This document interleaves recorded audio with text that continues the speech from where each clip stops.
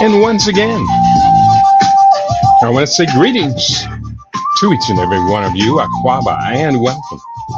Welcome to another round of the Conscious Roster Report here on LIB Radio, LIB TV, here on livinginblack.com. My name is Kedia Wato, aka the Conscious Roster. Weekday mornings, you and I get together live. We come at you from 9 a.m. Pacific time. That's 12 noon Eastern time, 5 p.m. GMT, and 8 p.m. 5 p.m. BST, and 8 p.m. East Africa time.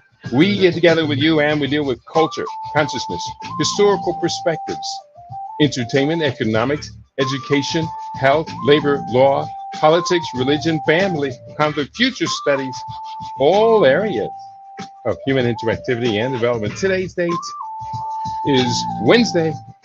It is the 16th day of July 2025 in the Western calendar. This corresponds to the year 6265 according to the Cometan calendar, to which we have realigned our cultural clock. Welcome to the 7th millennium. You have found your family in a peaceful place here on LIB Radio, LIB TV, here on livinginblack.com. Hey, guess what? I finally got my browser, my StreamYard browser, to work with me and the YouTube broadcast. And here I got to get my green screen lined up in the background so that I look absolutely wonderful, wonderful, wonderful. I hope I look wonderful to you. If I don't look wonderful, don't tell me about it. But it is a good day to be alive, to be blessed with life, to be blessed with grace. I am very, very grateful to be with you today. Here's what we have on the table for today's broadcast. I hope you enjoy it. This is entitled Jeffrey Epstein's Triple, let me get this right, Jeffrey Epstein's Triple Secret Identities. When you think, what do you think of when you hear the name Jeffrey Epstein? The sex deviant, pedophile that the media is portraying, that is associated with some of the biggest players in global affairs? Was he a friend or an enemy of Donald Trump, Prince Andrew, Bill Clinton, and dozens, if not hundreds, of the global elite? Today on LIB Radio, we do our best to sift through too much research to uncover the various secret identities that can be attributed to the mysterious Israeli citizen who had deep ties to two spy agencies. That is our topic for today. I've got a lot of research on the table for today. First of all, let's begin with a short piece of video that I have. It's on YouTube, and I think I got everything in place today for the show. Finally, this is the Jeffrey Epstein list. And I'm going to just pause my microphone and play this for you. And you tell me, is this something that is worthy of your attention? What you need to know about Jeffrey Epstein. This is Jeffrey Epstein, multimillionaire, hedge fund manager, businessman with famous, powerful friends, and also convicted sex offender. Just weeks ago, court documents pertaining to his sex trafficking case were unsealed by a New York court. The Epstein list and several related online searches about the financier are now trending. Let's delve into the popular ones. Court papers were filed by alleged victim of Epstein's sex trafficking ring, Virginia Giuffre, a part of a 2015 defamation lawsuit against Epstein's co-conspirator and ex-girlfriend Ghislaine Maxwell, who is currently serving a 20-year prison sentence. It contained evidence and testimonies by witnesses and some of Epstein's underage victims, including high school students who were paid $200 each for a seemingly unending series of illicit massages. However, these documents were misrepresented on social media as some kind of little black book, a list of Epstein's co-conspirators and clients linked to his involvement in the trafficking of minors. While the document is not actually a client list and most of those mentioned in it are not facing accusations of misconduct, there are references to Jean-Luc Brunel, a French modeling agent and Epstein's close associate, who died by suicide awaiting trial for rape and sexual assault of a minor.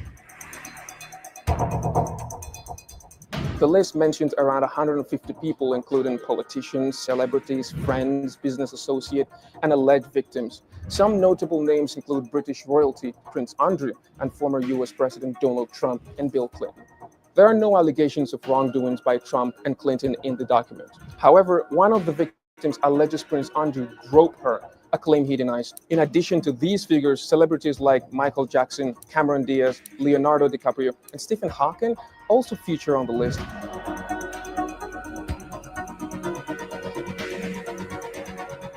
Epstein was accused of managing a vast network of underage girls for sex and was charged with sex trafficking and conspiracy in July 2019. But that was not the first time he faced a sexual misconduct charge.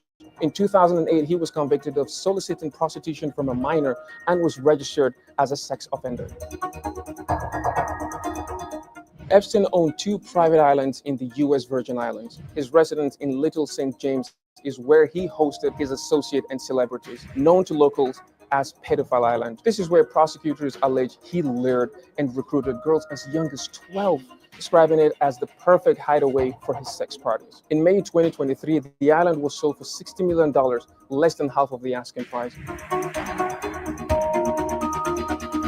Epstein took his own life in prison in New York on August 10, 2019, while awaiting trial for sex trafficking charges. He was 66 years old at the time. Questions linger about how the incident happened, especially as he attempted suicide just days earlier.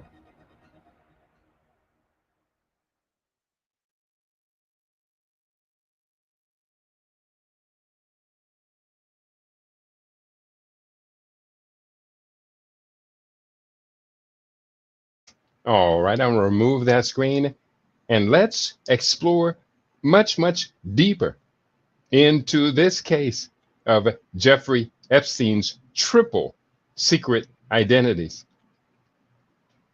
I pulled up quite a bit of research for today, some of which I learned just this week and was unaware of Jeffrey Epstein's physics background. So let's go into this research. I encourage you, our listening audience, to join me on the conversation. I hope you do find this to be an exciting, informative broadcast. If you do find it to be exciting and informative, can I get you to hit the like button so that I will have a clear idea of how many of us are out here? And let's go into the topic for today. Jeffrey Epstein's triple secret identities. Jeffrey Epstein, his gravity research. Most people don't know he was a physics teacher for brief. And Jeffrey Epstein, the scientist, in 2012, science philanthropist Jeffrey Epstein funded a conference titled Confronting Gravity, a workshop to explore fundamental questions in physics and cosmology on St. Thomas in the US Virgin Islands, where 21 top physicists, including 3 Nobel laureates, Gerald S. T. Hooft, David Gross, and Frank Wilczek, gathered to debate the essence of gravity and the possibility of a unified gravity theory. The event was hosted by Lawrence Krauss, a physicist and cosmologist, or cosmologist, that's what I wanted to say, cosmologist, and attendees included prominent scientists such as Stephen Hawking, Alan Guth, and Lisa Randall.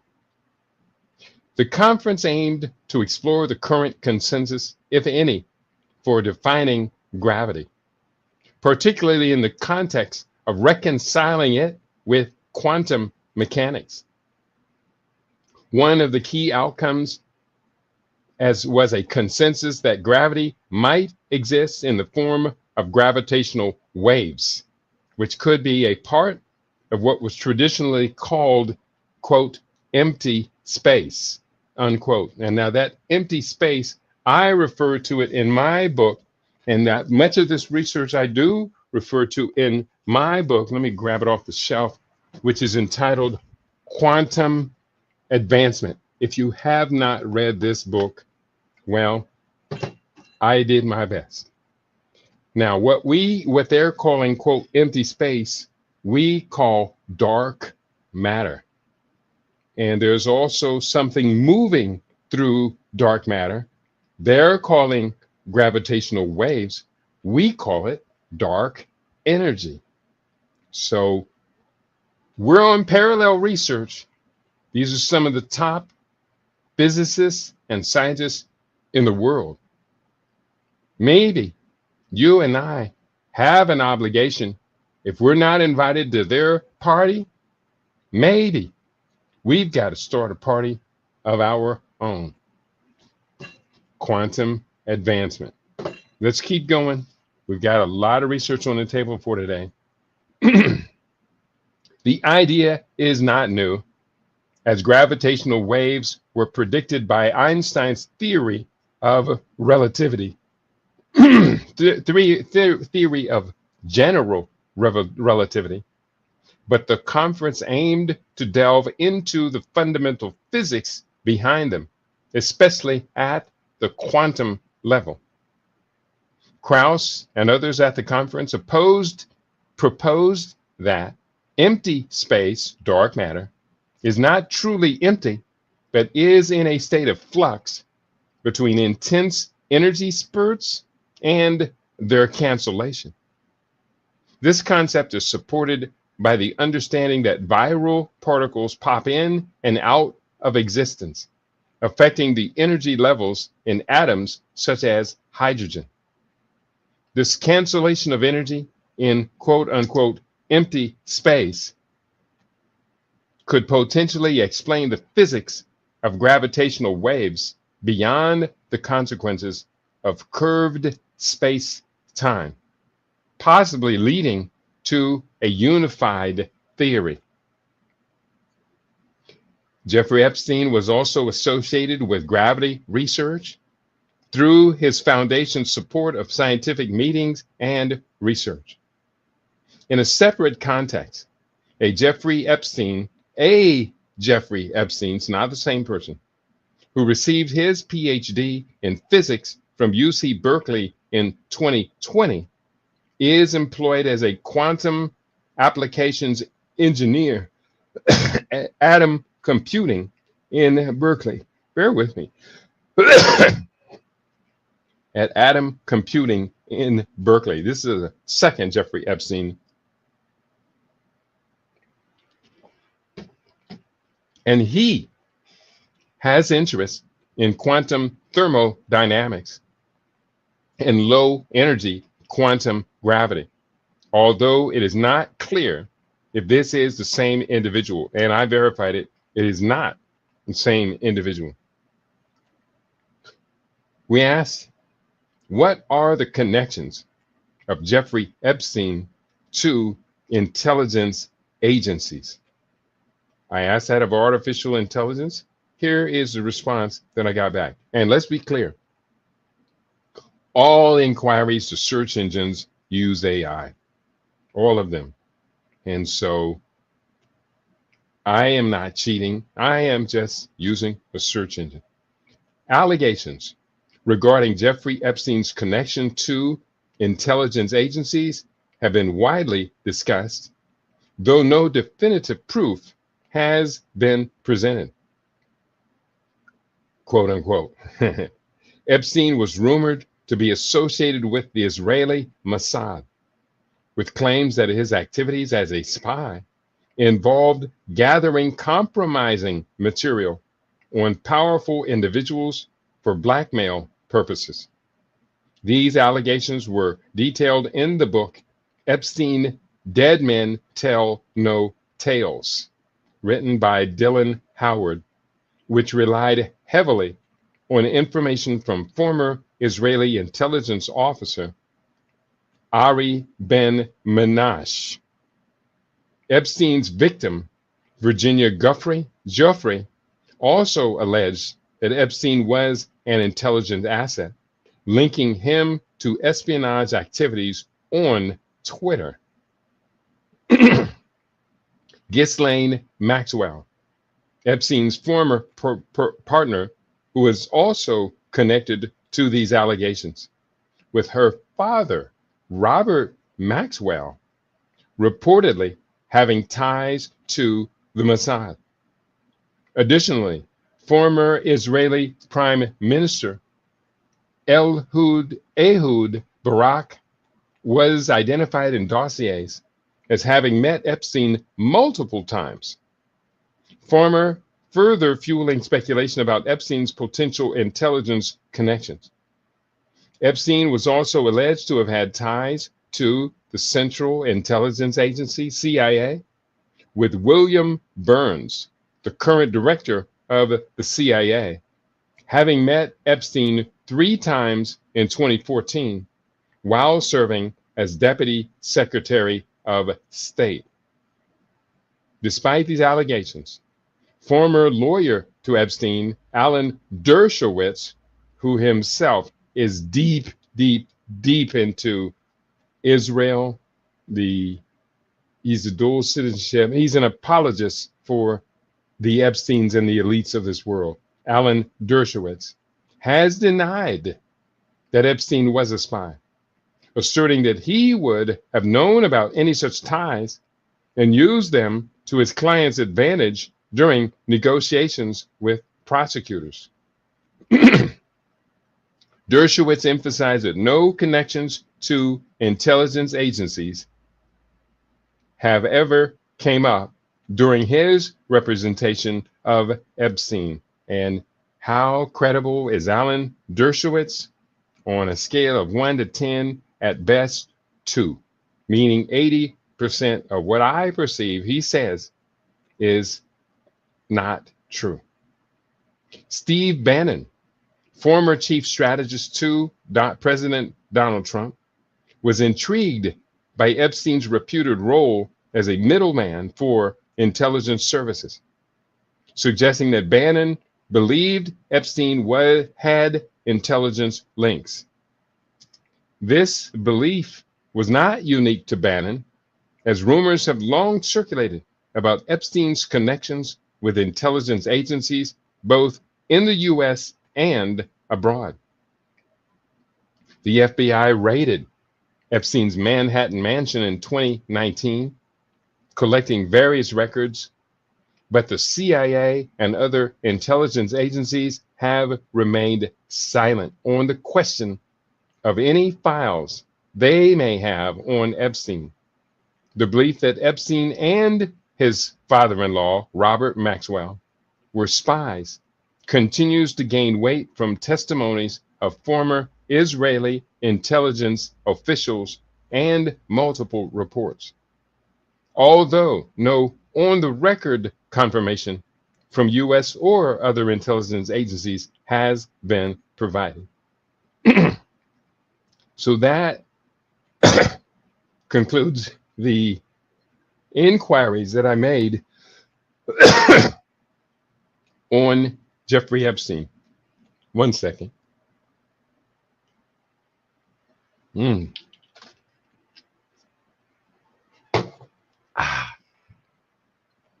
It's summertime and the room's getting dusty. We do our best. Now, the next article I'm going to pull up and I'm going to share with you, our listening audience, is from TRT Global. TRT Global. And this article I'm going to post up. I'm going to post it up in various locations so you can have access to it as well. This article is entitled Disgraced Pedophile Jeffrey Epstein, the Spy Theory and Israeli Angle. This written from TRT Global News. And bear with me, I don't, well, no need to apologize. It is what it is. Here we go. Let's go into this one.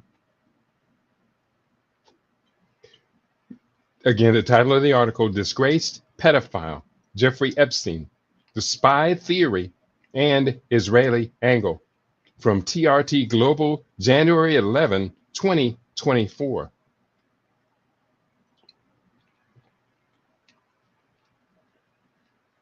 Numerous sources, including former Israeli intelligence officials, believe the convicted child sex offender may have likely been operating a honey trap to blackmail prominent figures.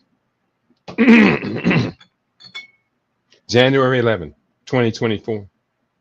The belief that convicted child sex offender and former American financier Jeffrey Epstein and his girlfriend, Ghislaine Maxwell, were spies continue to gain weight after numerous testimonies from former Israeli intelligence officials and multiple reports. TRT World can offer no definitive evidence to support such claims, although witness testimony and numerous reports appear to lead to notable circumstantial evidence, while publications such as Newsweek say there is no, quote, on the record confirmation from the US or any other intelligence that Jeffrey Epstein was a spy, unquote. However, some credible reports are pointing to Epstein as possibly being a former Israeli agent or intelligence asset. Notably, the Times of Israel published excerpts from Julie K. Brown's book, quote, Perversion of Justice, the Jeffrey Epstein Story, that the author says that, quote, it's not beyond the realm of possibility that Epstein had connections to the Israeli intelligence community, unquote. Publication Insider said Epstein, quote, had long-standing ties to Israel, including a business partnership with former Israeli President Ehud Barak. Israeli former Prime Minister Ehud Barak was identified in the recent dossiers. Barak was president between 1991 and 2001. He served in the Israeli army for 35 years before ascending to the chief of the general staff, according to the Daily Mail. Reportedly, Epstein met Barak 36 times. Photos emerged of the former Israeli prime minister entering Epstein's townhouse while covering his face in 2016. On the same day, images of young females were seen entering and exiting the residence. Epstein, who visited Israel in 2008 to move to the country to allegedly avoid a jail sentence in 2009 for his charges, according to Rolling Stone. After he returned to the U.S., Epstein had a change of mind.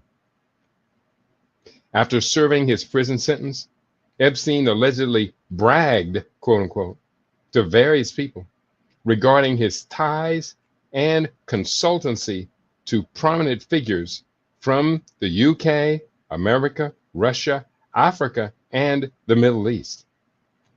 He allegedly even went as far as to suggest that he had made significant wealth from the arms, drugs, and diamond industries.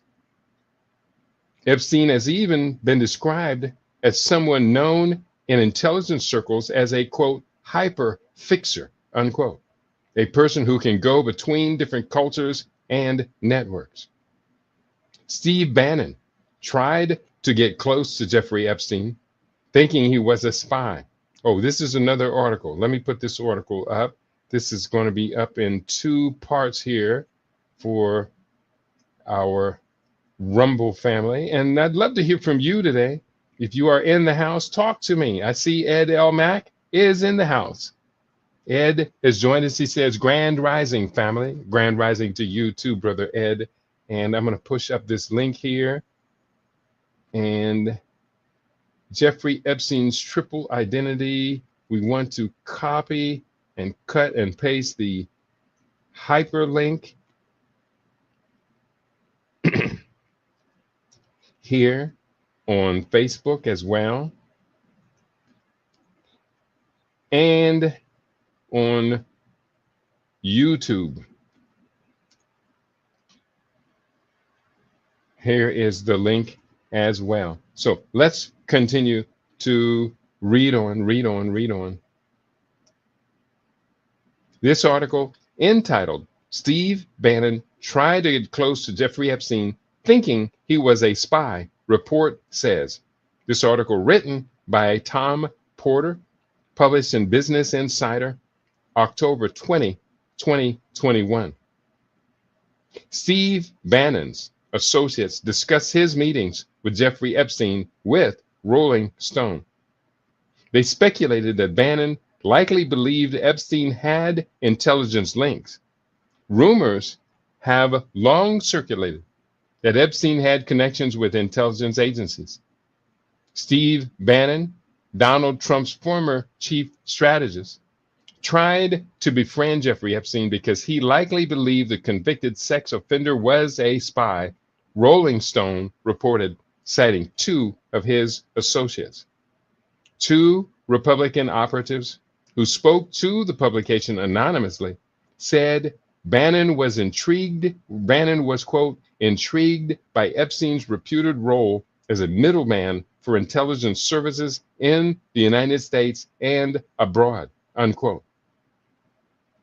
One of the sources said that he once asked Bannon about a 2018 report that that Epstein had been seen entering Epstein's Manhattan mansion. That Bannon had been seen entering Epstein's Manhattan mansion. Let me be clear. Bannon admitted to have visited Epstein and remarked, quote, have you seen the Turkish currency, unquote, appearing to suggest that he believed Epstein was linked to the recent collapse of the Turkish lira, the source told Rolling Stone. Bannon, always insinuated that he was still working with the CIA even when he was outside the White House, which is completely bullshit, the former employee said. Bannon left the Trump administration in August 2017, where he served as the president's chief strategist. Epstein was imprisoned after a 2008 sex offender conviction, but after serving a mere 13 months in jail, returned to the high life and reportedly had a currency trading business. He was arrested again in 2019 on federal charges for sex trafficking and died by suicide, quote unquote, awaiting trial in a jail cell that August. Charles Johnson, a right-wing activist who worked with Bannon at the conservative news outlet Breitbart, told Rolling Stone that Bannon likely saw Epstein as connected to the intelligence world. All right, we're on a roll. I have another article left. I got a lot of research for today, so bear with me. This is well worth your patience. Now, this next article, I'm going to have to paste it up in two parts. Bear with me. This next article is entitled, I'm just going to paste up the link to it. You'll know whether or not you are interested in it. So I'm going to paste this up on my YouTube page. I'm going to paste this up on Rumble and on Facebook. I'm going to put it up here. And let's go into this next article. The article is entitled, Jeffrey Epstein was a Mossad spy, says investigative journalist Dylan Howard, written by Hattie Hamilton and Jenny Kai from 7 News, December 8, 2019. Here's what they had to say. In August, while awaiting trial, Epstein was found dead in a New York prison cell, and his sudden death has left many unanswered questions. Now a new book is attempting to fill in those chilling details, with journalist Dylan Howard and a team of investigative reporters spending years trawling through all of the Epstein evidence. Quote, Jeffrey Epstein grew up in a blue-collar New York City, but soon found his way working on Wall Street. But he had left job from job to job in controversy, unquote, Howard said. He seemingly never had a job, but amassed a $600 million fortune. Never had a job, but amassed a $600 million fortune. Wow. He was a man who had vast estates here in New York City, including the largest townhouse in the city itself, a Palm Beach mansion, his own island in the U.S. Virgin Islands, a home in Paris, and a ranch in Santa Fe, New Mexico. What people don't know is that every room in every one of those houses had cameras. Ghislaine Maxwell is a central figure in the story, and her whereabouts at the moment is unknown. She was said to have been one of the women who helped to procure the underage girls for Epstein, but she has denied that. But her father was Robert Maxwell, a media and press baron. He was a former Mossad agent, and according to Ari Ben Menash, the business that Robert Maxwell had was turned over to Jeffrey Epstein almost in a switch before Maxwell died in mysterious circumstances in 1991. Next, they ask, murder or suicide? And as for the circumstances around Epstein's death, Howard says he doesn't believe he was murdered. Quote, certainly has given the means and motives to commit suicide. And 2 days before his death, he completed his will, Howard said. I don't necessarily think he was murdered. I think he was given the means and opportunity to commit suicide. But what he's left behind is a trail of unanswered questions, many of which we will not have answers to. Next section, Prince Andrew, a liar? A critical witness that we spoke to was a woman who had worked as a housekeeper at the Santa Fe, New Mexico ranch, Howard said. As we know, Prince Andrew has said that he met Jeffrey Epstein only on a handful of occasions and protested his innocence. But according to this woman, Prince Andrew is not telling the truth. He made a visit to that ranch where she was given explicit orders from Team Epstein to make sure that Andrew was satisfied, and that meant ensuring he had the company of a very young woman. Dylan Howard's new book, Epstein, Dead Men Tell No Tales, is out now. Dylan Tomlin and a team of investigative reporters have spent years trawling through all of the Epstein evidence. This is what they found. Dead Men Tell No Lies. Let me pull this up, and I'm going to push the link out here for the book. And It's going to come up on Amazon. Jeff Bezos, another billionaire. No comment. And the book is searching Amazon, and the book is here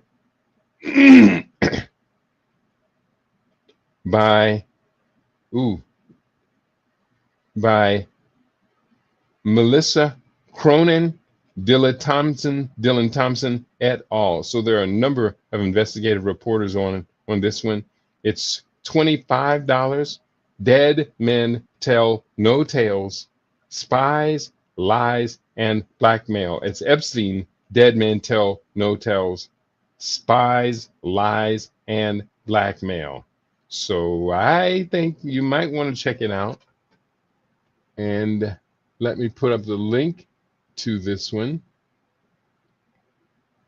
And bear with me, this is well worth waiting for. Here it is.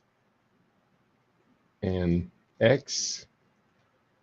And I'm going to post this up here for our YouTube listeners today. Are you in the house? Let me know. Click on that link that or click on the like button that lets me know you are in the house. Or better yet, why not just make a comment for us? I do see a comment from Ed L. Mack. I'll be with you 1 second. Let me just post up this link to where people can get Dead Men Tell No Lies about Jeffrey Epstein. And here you are. Ed is in the house. He says, isn't Mossad a creation of the U.S. just like the CIA? Supposedly they were created about the same time. You make an excellent point that the Mossad created as Israel was created. And we realize that Israel was created in 1948, largely with the insistence of Ralph Bunche, a black man who has long been a collaborator. I wouldn't say Ralph Bunche collaborated with the CIA because the CIA is formed in 1947. So doesn't really line up. He may have been an agent, asset, ally, whatever. But the CIA created in 1947 and the Mossad created right about the same time. 1948 is the creation of the Israeli state. So I think you are right on point, Brother Ed L. Mack, and I appreciate you doing your research to get at this very fundamental truth. Good job, man. Good job. So I'm going to continue here. Where we at? We're going forward. And yeah, I'm going to go ahead and continue. This phrase froze up. So bear with me here as I take a deep inhalation. You know, I drink during the show. I drink a lot of water, you can tell. But I do drink the cider vinegar with the mother culture in it. And that's my first drink of the day. And I'm drinking a lot of water. I'm almost finished. Thursday will complete my fast, so it's tomorrow. And detox fast. I feel good. I weighed myself this morning, 145.3, which is perfect for me. Perfect. So I'm on a water fast for the last 3 days of the detox fast. So today and tomorrow, as well as yesterday, are water only. 3 days, 72-hour water fast. And I feel good. Anybody else? If you're doing your summer solstice detox fast, do make a note. I'd love to hear from you. It's a beautiful thing, isn't it? Let's continue. Next article. Oh, I gave you the Dylan Howard and team reporters. I read that. This next one. Jeffrey Epstein's suicide has seeming similarities to rogue Mossad agents' alleged assassination. This article, written by Tuhin Das Mahapatra, and here is the link to it. I'm going to paste it up on YouTube. I'm going to paste it up here on Rumble. And this is just the link, not the titles. And I'm going to paste it up here on my Facebook page. And here is what the article has to say. Again, the title: Jeffrey Epstein's suicide, in quotation marks, has eerie similarities to rogue Mossad agents' alleged assassination, written by Tuhin Das Mahapatra from Hindustan Times, July 8, 2025. New revelations about Jeffrey Epstein's, quote, suicide reveal ties to foreign intelligence, including Mossad. Still, Howard doesn't believe, now I'm skipping much of the article, still, Howard doesn't believe Epstein was murdered by Mossad. Despite rumors that Epstein's death may have been a hit by the Mossad, the method of his death does not seem to carry the fingerprints of Israel's secret security force, of Israel's secret security force, which tends to prefer simple shootings. In the list of confirmed Israeli assassinations since 1970, there is not one incident of strangulation. For the writer who broke the Epstein case, a rumored Mossad link is worth digging into. Oh, that was the end of that excerpt from that article. This is another article. For the writer who broke Epstein case, a rumored Mossad link is worth looking into, written by J.P. O'Malley, The Times of Israel, July 26, 2021. So there is another link I'm posting up. I had so much research for today, and believe it or not, I'm just now getting into it, about the meat of it. So we're going to we still got a lot of time, so no need to apologize. I am going to push this new link up, and hopefully you will explore these links. And I'm not just spending a lot of time clicking back and forth for nothing.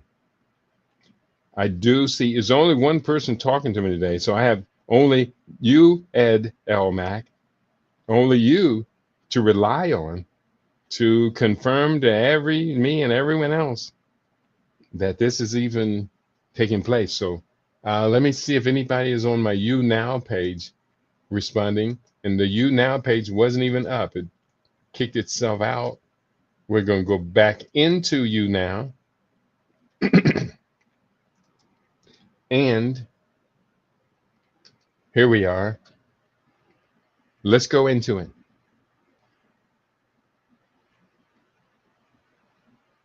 For the writer who broke the Epstein case, a rumored Mossad link is worth digging into, written by J.P. O'Malley from the Times of Israel, July 26, 2021.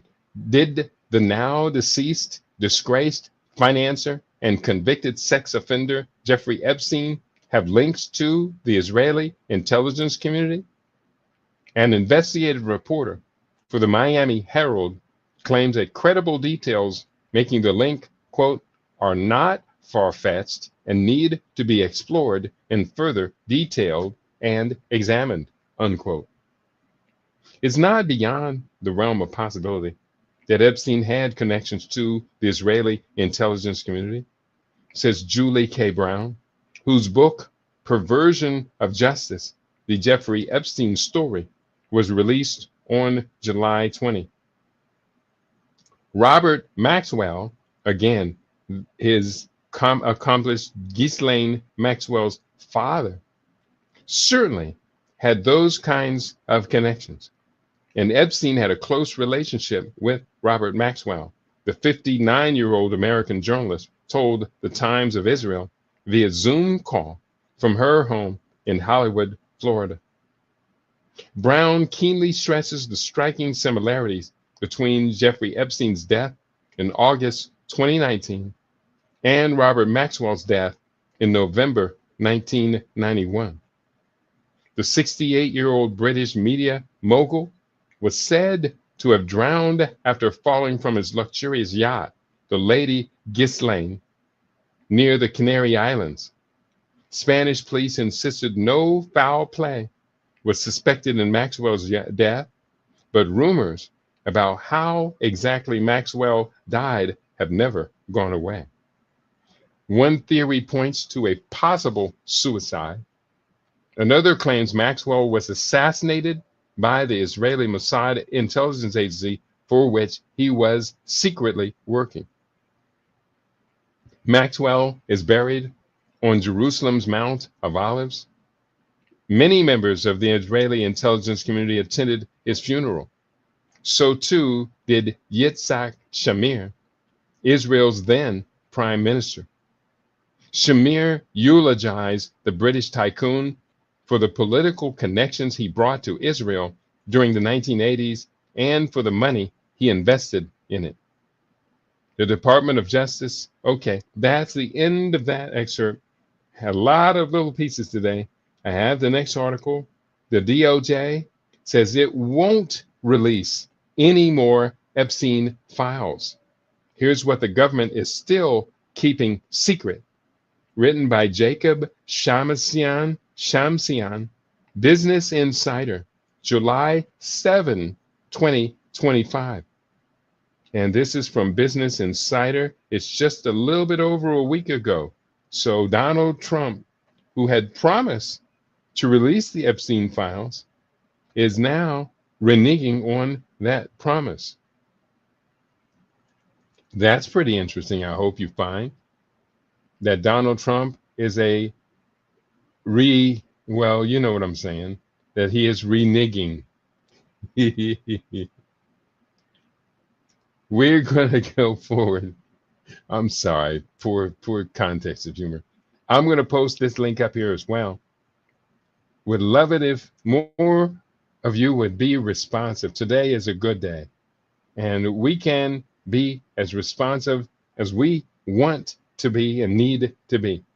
Here is what the article has to say. Again, the title.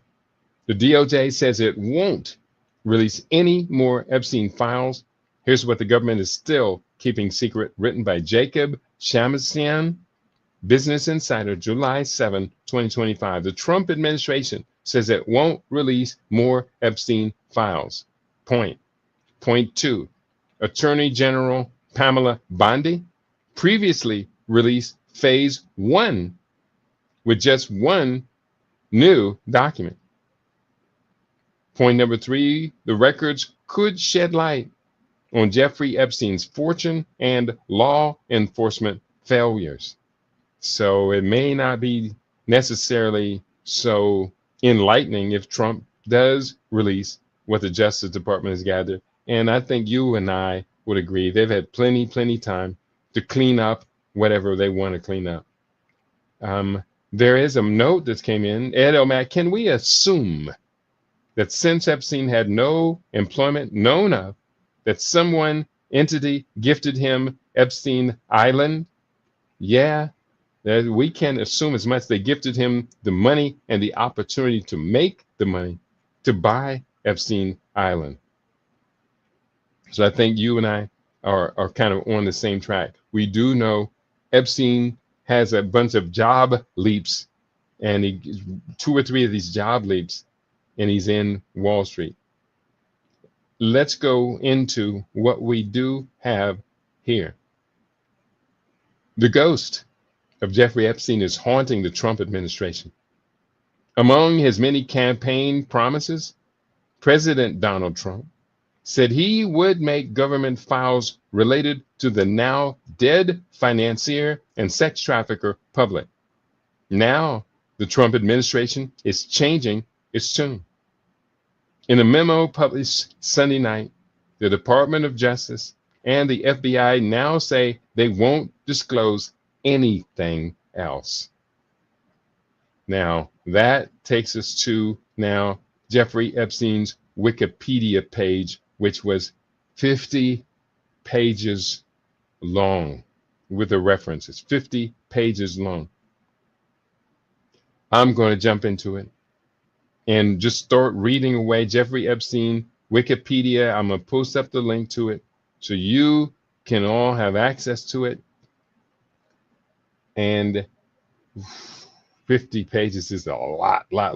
I normally read almost everything I publish on LIB Radio the day in advance or to prepare for it in the morning. But Wikipedia, it's a bit much. It kind of overwhelmed me. But we're going to do the best that we can do. Jamal Goree commented on your photo. Let me see if I can find Jamal's comment. Here, 1 second. And here we go. And we're posting this link up. And let me find Jamal's comment. I always love to hear from my brother. Jamal commented on the photo. Well, is the end near for, quote, the orange man? We're talking about DT47. Yeah, I would like to think so. But, you know, one never knows. Does one. Here we go. Thank you, Brother Jamal. I appreciate that comment. Here we go. Let's continue. We pulled up Wikipedia for this next selection. Jeffrey Epstein, January 20th, 1953 to August 10, 2019, was an American financier and child sex offender. Born and raised in New York City, Epstein began his professional career as a teacher at the Dalton School, despite lacking a college degree. After his dismissal from the school in 1976, he entered the banking and finance sector, working at Bear Stearns in various roles before starting his own firm. Epstein cultivated an elite social circle and procured many women and children whom he and his associates sexually abused. Now, I'm not going to spend too much time criticizing this, but Wikipedia, that somewhat simplified explanation from Wikipedia wasn't real impressive. But we know that Wikipedia does distort information, cover up information, and it is a notorious propaganda outlet, voice of propaganda. So they're painting the very simplistic understanding of Jeffrey Epstein in that first paragraph that most of us have heard,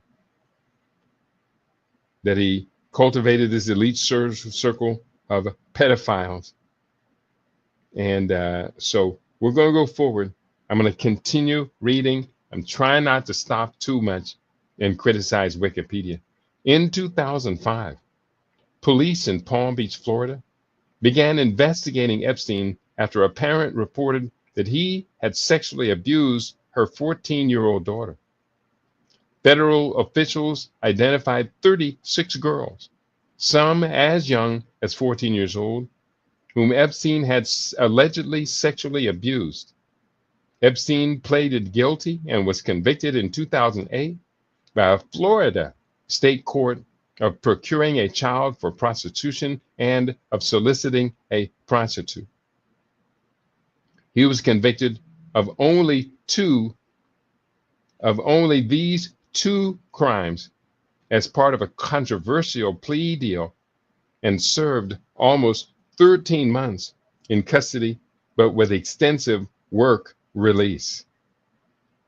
Epstein was again arrested on July 6, 2019, on federal charges for the sex trafficking of minors in Florida and New York. He died in his jail cell on August 10, 2019. The medical examiner ruled that his death was a suicide by hanging. Epstein's lawyers have disputed this ruling, and there has been significant public skepticism about the true cause of his death, resulting in numerous conspiracy theories. There you go again. The Federal Bureau of Investigation stated in 2025 that it would release video evidence supporting the conclusion that Jeffrey Epstein died by suicide in his jail cell. However, when the Department of Justice released the footage in July 2025, at least 1 minute of footage was missing, and the video was found to have been modified despite the FBI's claim that it was raw. Since Epstein's death precluded the possibility of pursuing criminal charges against him, a judge dismissed all criminal charges on August 29, 2019. Epstein had a decades-long association with the British socialite Ghislaine Maxwell, who recruited young girls for him, leading to her 2021 conviction on U.S. federal charges of sex trafficking and conspiracy for helping him procure girls, including a 14-year-old child for sexual abuse and prostitution, a 14-year-old child. Now, let's look into the background. Who was Jeffrey Epstein? Epstein's early life, childhood neighborhood of Seagate, Brooklyn. Jeffrey Epstein was born on January 20, 1953 in the Brooklyn borough of New York City. His parents, Paula Stolovsky, born in 1918 to 2004, and Seymour George Epstein, who lived from 1916 to 1991, were Jewish and had married in 1952, shortly before his birth. Pauline worked as a school aide and was a homemaker. Quote, Paula was a wonderful mother and homemaker despite the fact that she had a full-time job, unquote, according to a former childhood friend of Epstein's. Seymour worked for New York City Department of Parks and Recreation as a groundskeeper and a gardener. Jeffrey was the older of two siblings. He and his brother Mark grew up in the working class neighborhood of Seagate, a private gated community in Coney Island, Brooklyn. Epstein was referred to as Bear by his parents, while Mark was known as Puggy. Neighbors described the Epstein family as being, quote, so gentle, the most gentle people, unquote. Epstein attended local public schools, first attending Public School 188, and then Mark Twain Junior High School nearby, and usually earned money by tutoring classmates. Acquaintances considered Epstein, quote, sweet and generous, unquote, although quiet and nerdy, and nicknamed him Epi. He was just an average boy, very smart in math, slightly overweight, freckles, always smiling, a female friend later said. In 1967, Epstein attended the National Music Camp at the Interlochen Center for the Arts. He began playing the piano when he was 5 and was regarded as a talented musician by friends. He graduated in 1969 from Lafayette High School at age 16, having skipped 2 grades. Later that year, he attended advanced math classes at Cooper Union until he changed colleges in 1971 From September 1971, he attended the Courant Institute of Mathematical Sciences at New York University, studying mathematical physiology, but left without receiving a degree in June 1974. His career, teaching. At age 21, Epstein started working in September as a physics and mathematics teacher for teens at the Dalton School on the Upper East Side of Manhattan. Donald Barr, who served as the headmaster until June 1974, was known to have made several unconventional recruitments at that time, although it is unclear whether he had a direct role in hiring Epstein. 3 months after Barr's departure, Epstein began to teach at the school despite his lack of credentials. Epstein allegedly showed inappropriate behavior toward underage female students at the time, paying them constant attention and even showing up at a party where young people were drinking, according to a former student. Other former students also often saw him flirting with female students. Eventually, Epstein became acquainted with Alan Greenberg, the chief executive officer of Bear Stearns, whose son and daughter were attending the school. Greenberg's daughter, Lynn Koppel, pointed to a parent-teacher conference where Epstein influenced another Dalton parent into advocating for him to Greenberg. In June 1976, after Epstein was dismissed from Dalton for, quote, poor performance, unquote, Greenberg offered him a job at Bear Stearns. So now Epstein joins Bear Stearns in the banking industry in 1976 as a low-level junior assistant to a floor trader. A low-level junior assistant to a floor trader. He swiftly moved up to become an options trader, working in the special products division, and then advised the bank's wealthiest clients, such as Seagram President Edgar Bronfman, on tax mitigation strategies. Jimmy Kane, the bank's later chief executive officer, praised Epstein's skill with wealthy clients and complex products. In 1980, 4 years after joining Bear Stearns, Epstein became a limited partner.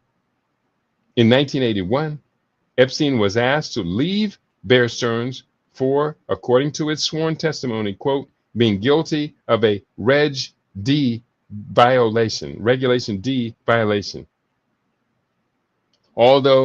Even though Epstein departed abruptly, he remained close to Kane and Greenberg and was a client of Bear Stearns until its collapse in 2008. Now, I have no clue about what is a Regulation D violation. I'm going to look that up real quickly, if you don't mind. What is a Regulation D violation? Come on now. Regulation D violation. Regulation D violation, what is and what limits it on withdrawals? Regulation D, what it is and limits on withdrawals. Regulation D is a Federal Reserve rule created to ensure banks and credit unions have enough cash reserves, and it sets requirements for savings and money market accounts. So that's what that's about. Regulation D, a federal rule, sets reserve requirements for banks and credit unions. It limits the number of withdrawals or transfers consumers could make from their savings and money market accounts. Financial institutions are no longer required to impose the limits. So it's been dropped now. So we have that from Investopedia. So going next, financial consulting. Epstein, in an advertisement published in the July 1980 issue of Cosmopolitan magazine. Oh, that's a photograph, I guess. In August 1981, Epstein founded his own consulting firm, Intercontinental Assets Group Incorporated, IAG, which assisted clients in recovering stolen money from fraudulent brokers and lawyers. Epstein described his work at this time as being a high-level bounty hunter. He told friends that he worked sometimes as a consultant for governments and the very wealthy to recover embezzled funds, while at other times he worked for clients who had embezzled funds. Spanish actress and heiress Ana Obregón was one such wealthy client, whom Epstein helped in 1982 to recover her father's millions in lost investments, which had disappeared when Drysdale government securities collapsed because of fraud. Epstein also stated to some people at the time that he was an intelligence agent. During the 1980s, Epstein possessed an Austrian passport that had his photo, but with a false name. The passport showed his place of residence as Saudi Arabia. In 2017, a former senior White House official, unquote, reported that Alexander Acosta, the U.S. attorney for the Southern District of Florida, who had handled Epstein's criminal case in 2008, had stated to interviewers of President Donald Trump's first transition team, quote, "I was told Epstein belonged to intelligence and to leave it alone," unquote, and that Epstein was, quote, "above his pay grade," close quote. During this period, one of Epstein's clients was the Saudi Arabian businessman Adnan Khashoggi, who was the middleman in transferring American weapons from Israel to Iran as part of the Iran-Contra affair in the 1980s. Khashoggi was one of several defense contractors that he knew. In the mid-1980s, Epstein traveled multiple times between the United States, Europe, and the Middle East. While in London, Epstein met Stephen Hoffenberg. They had been introduced through Douglas Lease, a defense contractor, and John Mitchell, the former U.S. Attorney General. Towers Financial Corporation. Stephen Hoffenberg hired Epstein in 1987 as a consultant for Towers Financial Corporation, unaffiliated with a company of the same name founded in 1998 and acquired by Old National Bancorp in 2014. A collection agency that bought debts people owed to hospitals, banks, and phone companies.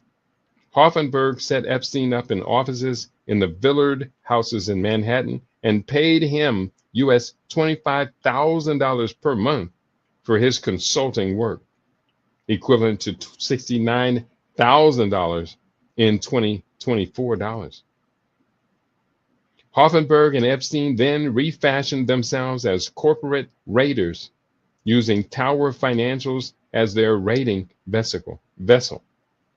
One of Epstein's first assignments for Hoffenberg was to implement what turned out to be an unsuccessful bid to take over Pan American World Airways in 1987. A similar unsuccessful bid in 1988 was made to take over Emory Air Freight Corporation.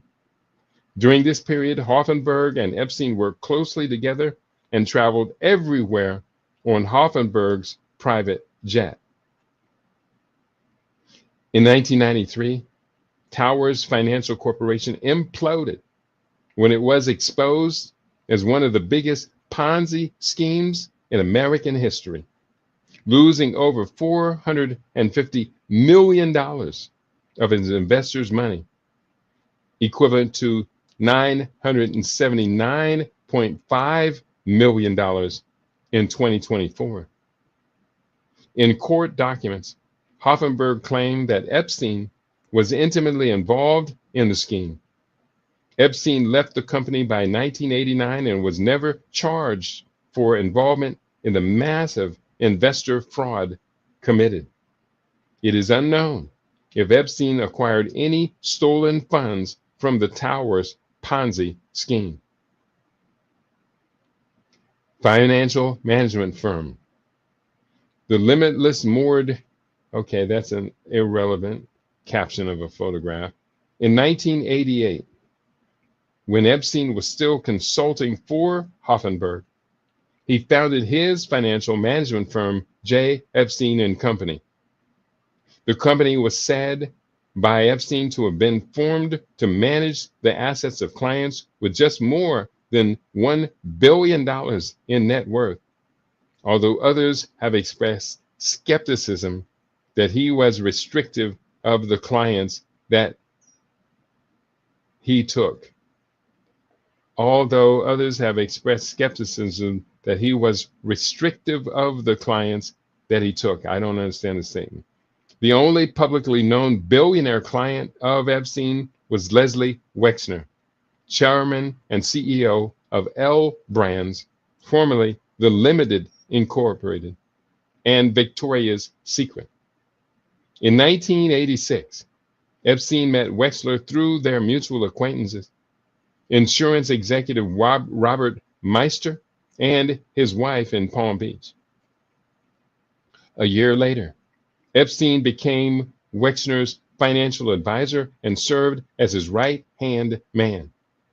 Within a year, Epstein had sorted out Wexner's entangled finances. In July 1991, Wexner granted Epstein full power of attorney over his affairs. The power of attorney allowed Epstein to hire people, sign checks, buy and sell properties, borrow money, and do anything else of a legally binding nature on Wexner's behalf. Epstein managed Wexner's wealth and various projects, such as the building of his yacht, the Limitless. By 1995, Epstein was a director of the Wexner Foundation and Wexner Heritage Foundation.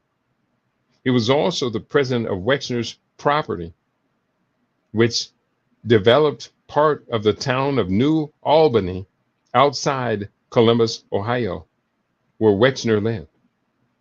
Epstein made millions in fees by managing Wexner's financial affairs. Although never employed by L Brands, he frequently corresponded with the company's executives.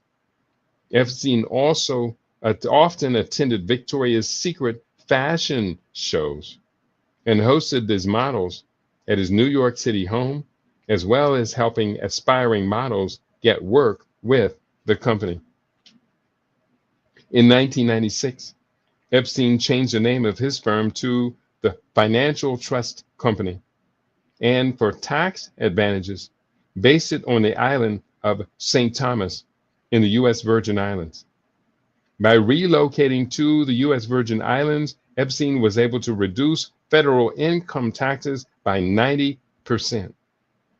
The U.S. Virgin Islands acted as an offshore tax haven, while at the same time offering the advantages of being part of the United States banking system. Next category, media activities. Is anybody still with me? Let me double check. Make sure we're not missing. Ed Elmack is in the house. Epstein sounds more like what the mob calls the accountant. Check, check, check. I do agree. We're going forward. Media activities. In 2003, Epstein bid to acquire New York Magazine. Other bidders included advertising executive Donnie Deutsch, investor Nelson Peltz, media mogul and New York Daily News publisher Mortimer Zuckerman, and film producer Harvey Weinstein. The ultimate buyer was Bruce Wasserman, a longtime Wall Street investment banker who paid US $55 million for the New York Magazine. In 2004, Epstein and Zuckerman committed up to US $25 million to finance Radar, a celebrity and pop culture magazine founded by Mayer Roshan. Epstein and Zuckerman were equal partners in the venture. Roshan, as its editor-in-chief, retained a small ownership stake. It folded after 3 issues as a print publication and became exclusively an online one. Liquid Funding Ltd. Epstein was the president of the company Liquid Funding Ltd. between 2000 and 2007. The company was an early pioneer in expanding the kind of debt that could be accepted on repurchase or the repo market, which involves a lender giving money to a borrower in exchange for securities that the borrower then agrees to buy back at an agreed upon later time and price. The innovation of liquid funding and other early companies was that instead of having stocks and bonds as the underlying securities, it had commercial mortgages and investment grade residential mortgages bundled into complex securities as the underlying security. Liquid funding was initially 40% owned by Bear and Stearns. Through the help of the credit rating agencies, Standard & Poor's, Fitch Ratings, and Moody's Investment Service, the new bundled securities were able to be created for companies so that they got a gold-plated AAA rating. The implosion of such complex securities because of their inaccurate ratings led to the collapse of Bear Stearns in March 2008 and set in motion the 2008 financial crisis and the subsequent Great Recession. If liquid fundings were left holding large amounts of such securities as collateral, it could have lost large amounts of money. Next, talks about investments, hedge funds. Between 2002 and 2005, Epstein invested $80 million in the DB's Warren Special Opportunities Fund, a hedge fund that invested in illiquid debt securities.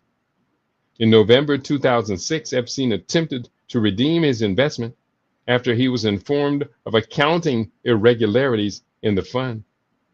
By this time, his investment had grown to $140 million. The DB's Win Fund refused to redeem the investment.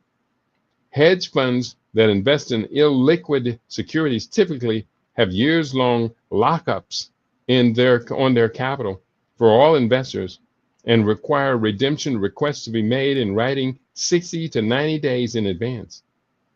The fund was closed in 2008, and its remaining assets of approximately $2 billion, including Epstein's investment, were transferred to Fortress Investment Group when that firm bought the assets in 2009.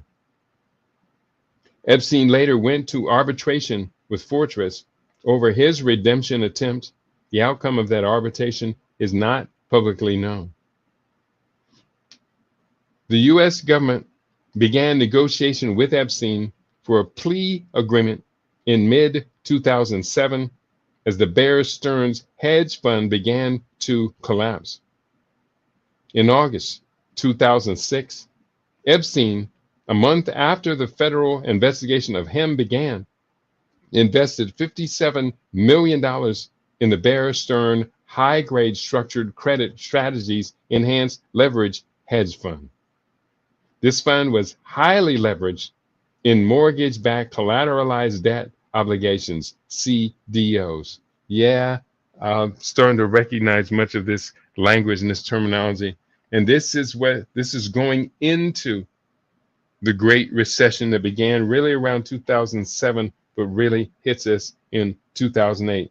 On April 18, 2007, an investor in the fund who had $57 million invested discussed redeeming his investment.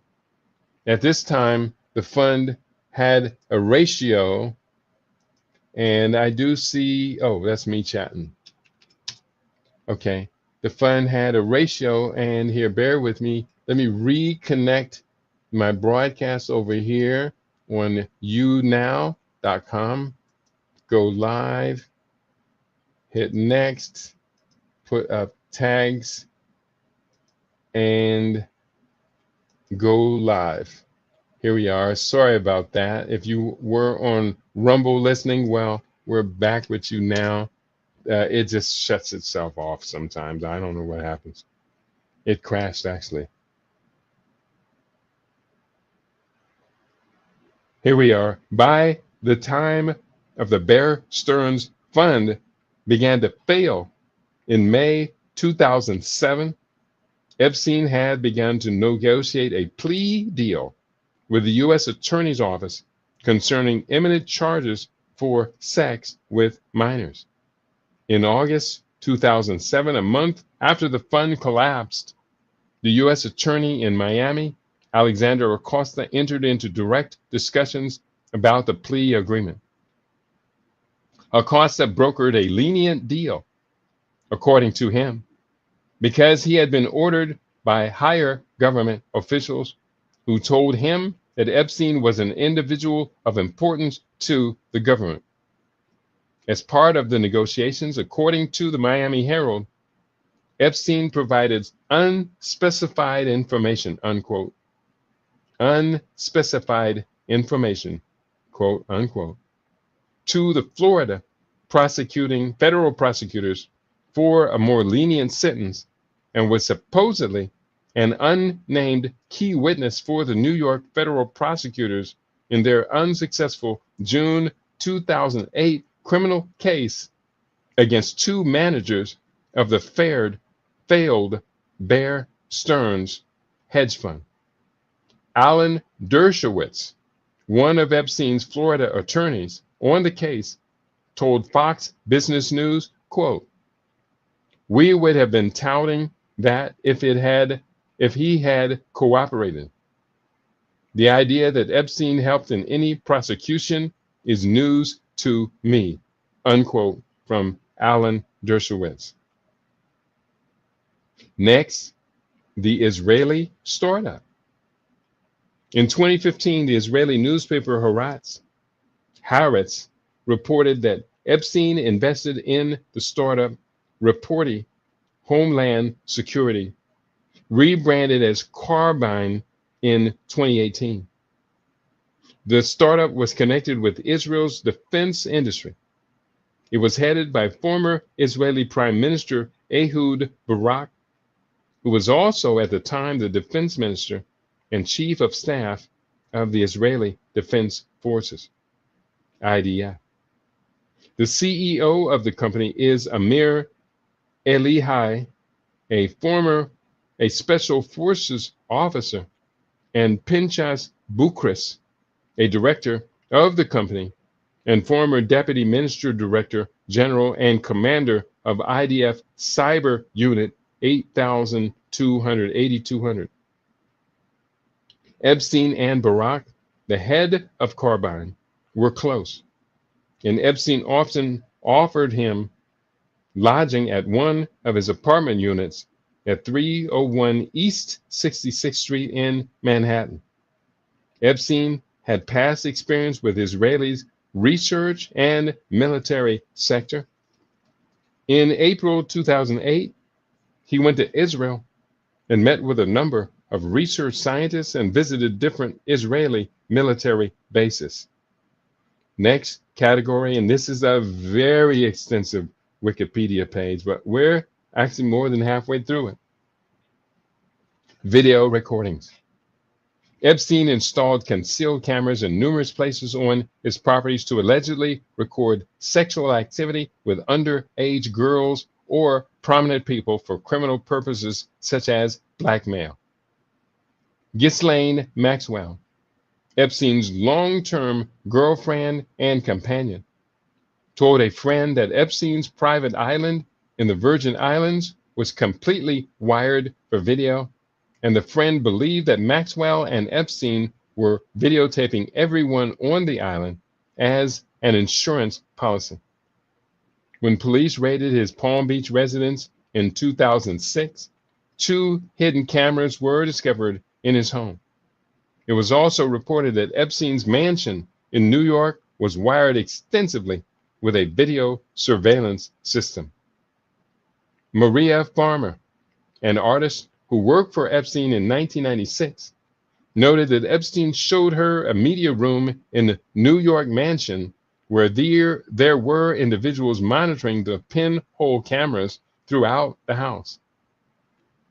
The media room was accessed through a hidden door. She stated that in the media room, quote, there were men sitting here, and I looked on the cameras, and I saw toilet, toilet, bed, bed, toilet, bed. She added that it was obvious that they were like monitoring private moments, unquote. Epstein allegedly lent girls to powerful people to ingratiate himself with them and to gain possible blackmail information. According to the Department of Justice, he kept compact discs locked in his safe in his New York mansion with handwritten labels that included the description, quote, young name and plus name, unquote. Epstein implied that he had blackmailed material when he told a New York Times reporter in 2018, off the record, that he had dirt on powerful people, including information about their sexual proclivities and recreational drug use. Legal issues. First criminal case, 2005 to 2011. Initial developments, 2005 and 2006. In March 2005, a woman contacted Florida's Palm Beach Police Department and alleged that her 14-year-old stepdaughter had been taken to Epstein's mansion by an older girl.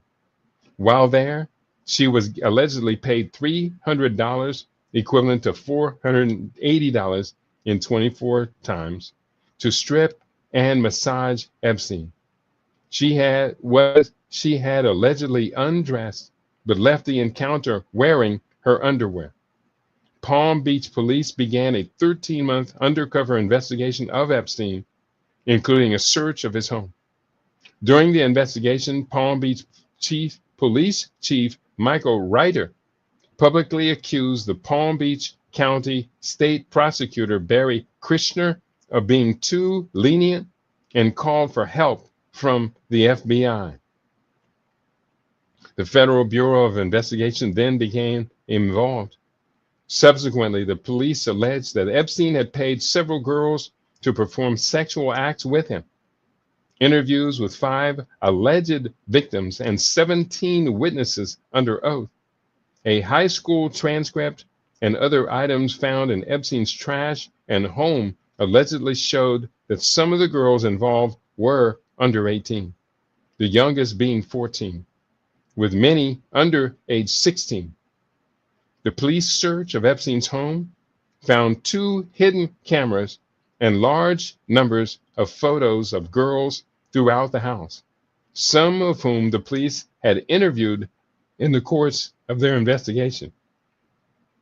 Adrienne Ross, a former model from Poland who became an Epstein assistant, reportedly removed computer drives and other electric equipment from the financier's Florida mansion before Palm Beach police searched the home as part of their investigation.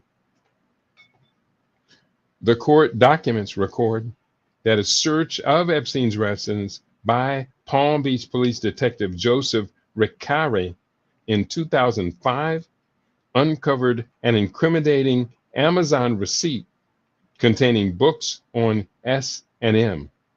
The books he ordered are titled SM 101, A Realistic Introduction, Slave Craft, Roadmaps for Erotic Servitude, Principles, Skills, and Tools and Training with Miss Abernathy, a workbook for erotic slaves and their owners.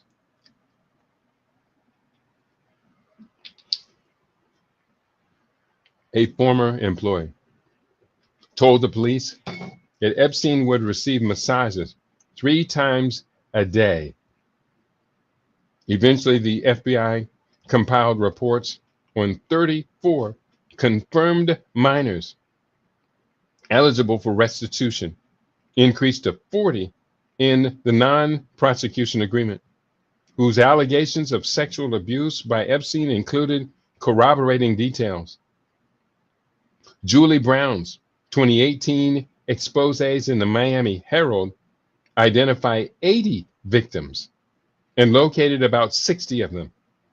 She quotes the then police chief Ryder as saying, quote, "This was 50-something she's and one he, and the she's all basically told the same story," unquote.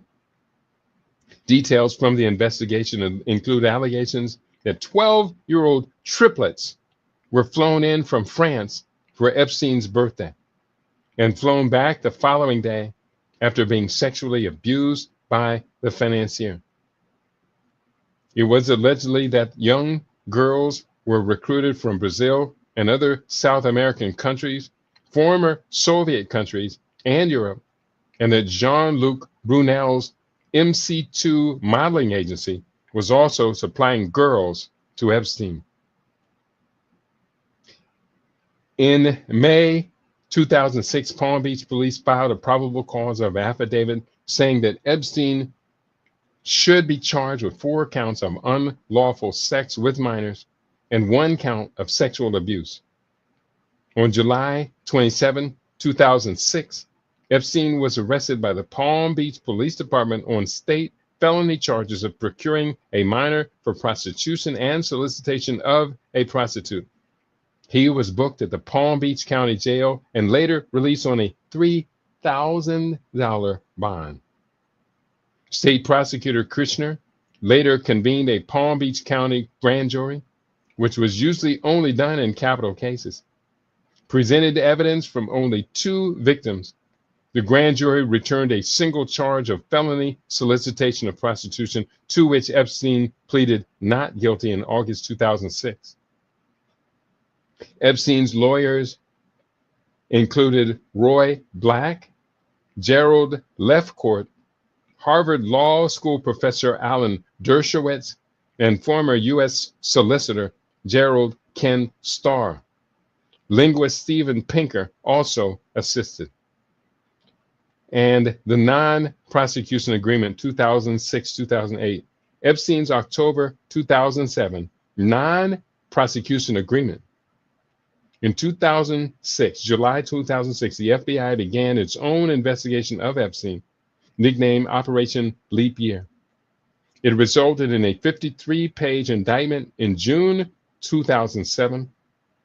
Alexander Acosta, then the U.S. Attorney for the Southern District of Florida, agreed to a plea deal in which Alan Dershowitz helped to negotiate to grant immunity from all federal criminal charges to Epstein, along with 4 unnamed co-conspirators and any unnamed potential co-conspirators.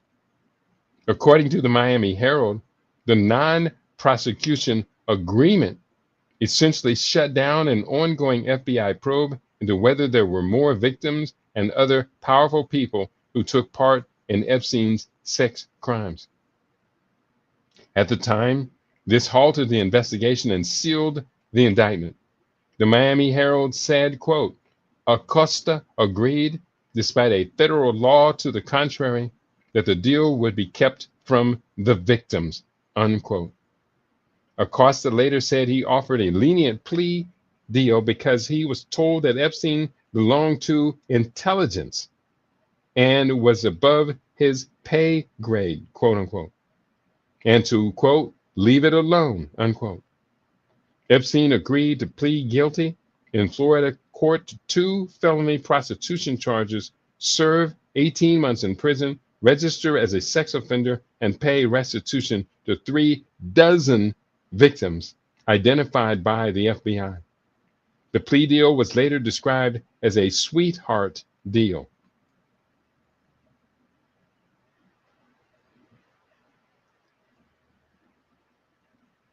We're going to wrap it up for today. This is still going to go on for another 10 minutes, and I really am getting tired. of Jeffrey Epstein.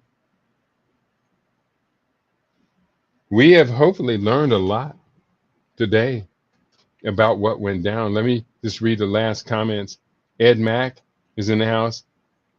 I read all your comments. Thank you, Brother Ed, for tuning in. We didn't have a big audience today. Very small audience. I thought it would draw a bigger audience, but sometimes I'm wrong about what people really are interested in.